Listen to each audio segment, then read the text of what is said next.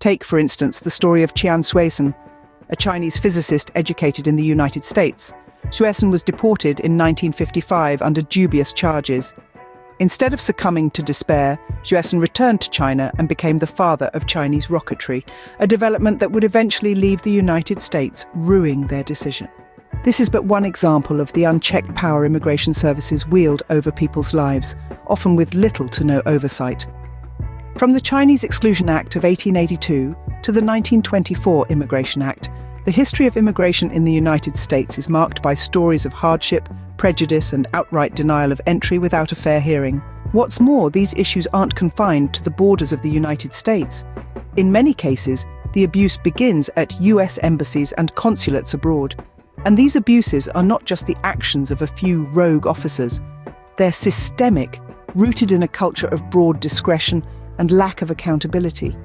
Consider a hypothetical exchange between a consular officer and another embassy worker. The officer casually explains how they deny visas based on appearance alone, without even reviewing the necessary paperwork. This flippant disregard for due process is not an exception, but rather a reflection of the unchecked power the immigration services hold. This unchecked power and the abuses it leads to aren't just harmful on an individual level. They can have far-reaching impacts on a global scale. In the case of the Soviet Union, similar abuses of power played a significant role in its eventual implosion. Could a similar fate await others who follow the same path?